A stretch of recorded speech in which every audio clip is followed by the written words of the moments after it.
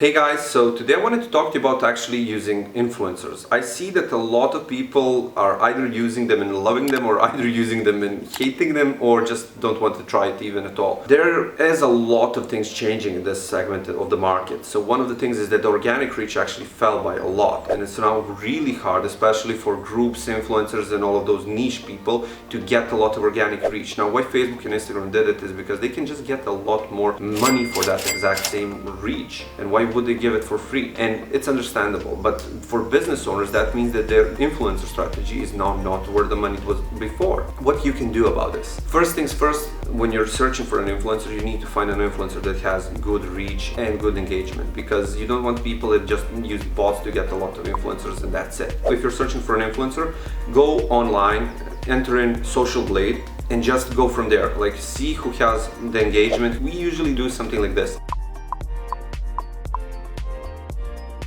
15% engagement rate for small influencers, that's under 20,000 followers. Over 20,000 followers, we try to find somebody like 10% engagement.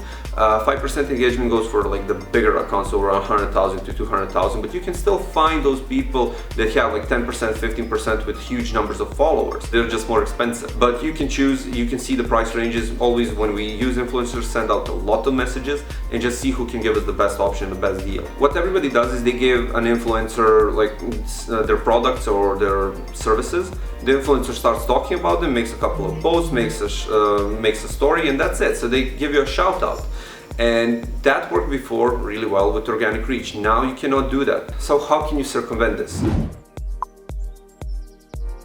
Basically, what you can do is get an influencer to give you access to their page. The whole point is when you get access to your business manager, you can start running ads as them. So you're targeting their following, and yes, you get their following with access to the page, and you start showing them ads from that influencer. Most of the time, a lot of that audience isn't even going to be aware of that influencer is showing ads. They're just used to seeing them organically in the newsfeed. But for the others that see them much rarely, it's going to be somebody that they recognize, and it's going to be something that they are going to have a less of a guard. The whole point with that is to make a better deal for yourself. The influencers tend to push back sometimes on this, just being afraid that you're going to place a lot of things that are not under brand. The way how we counter that is offering them a percentage of every sale. There are different apps for influencer marketing, and basically it can track actually how many sales came from that specific influencer, so you can give them a deal. I know that this is like overwhelming for some business owners because they need to pay the influencer and then they need to give money for Facebook and Instagram. It's just really good, especially for smaller businesses that don't have a huge amount of people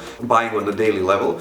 This whole scenario in the world is really like a cooking pot, and people that actually use these situations to their advantage can make their business 10 times stronger. I hope that this helps. If you know somebody, just let them know about this video and about this strategy. It might even help them, their business grow twice as fast. We saw a lot of different things can happen. Good luck.